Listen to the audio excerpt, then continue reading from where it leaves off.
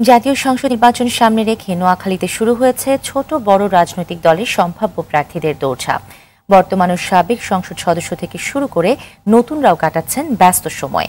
জেলা পর্যায়ে নির্বাচনী হালচাল নিয়ে ধারাবাহিক রিপোর্টের প্রথম পর্বে আজ থাকছে নোয়াখালী ৪ আসনের কথা মনির হোসেন বাবুর তথ্যচিত্রে জানাচ্ছেন নুসরাত জাহান সিন্ধি।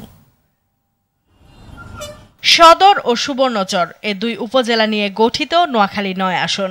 আসন্ন জাতীয় সংসদ নির্বাচন ঘিরে উপজেলা দুটোতেই চলছে সম্ভাব্য প্রার্থীদের নির্বাচনী তোড়জোড়। এই আসনে মূল আলোচনায় আছেন বড় দুদল আওয়ামী লীগের বর্তমান সংসদ সদস্য একরামুল করিম চৌধুরী এবং বিএনপির সাবেক সংসদ সদস্য এবং কেন্দ্রীয় কমিটির vice chairman Mohammad Shahjahan.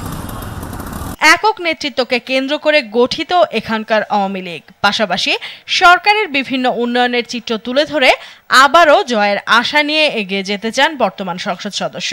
Total Noakhali জেলা আওয়ামী লীগ সুসংগঠিত এবং আমাদের ছাত্রলীগ, যুবলীগ, কৃষক লীগ, শ্রমিক লীগ, মহিলা লীগ যত লীগ আছে আমরা একে অপরের সাথে ভ্রাতৃত্ব সুলভ রাজনীতি করে যাচ্ছে। এখানে কোনো দলাদলি নেই। নোয়াখালী সদর ৪ আসনের কোনো রকমের আওয়ামী লীগ কোনো গ্রুপিং নাই। আমরা সবাই একই পতাকা তলে আমরা ঐক্যবদ্ধ। ইনশাআল্লাহ সাংগঠনিক কোনো সমস্যা আমাদের নাই। মনোনয়নের দৌড়ে এখনো পর্যন্ত বিএনপির একক সম্ভাব্য প্রার্থী হিসেবে সামনে রয়েছেন সাবেক সংসদ সদস্য ও বিএনপির ভাইস চেয়ারম্যান মোহাম্মদ শাহজাহান।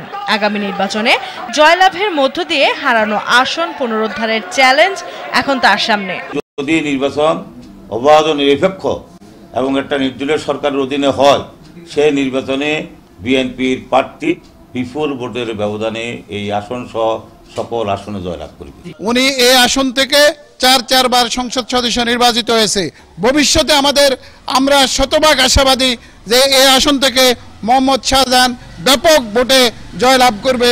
এছাড়াও জাতীয় পার্টি সহ বিভিন্ন দলের সম্ভাব্য প্রার্থীরা তৃণমূলে নিজেদের পরিচিতি বাড়াতে সভা সমাবেশে অংশ নিয়ে ভোটের লড়াইয়ের জন্য প্রস্তুত হচ্ছেন।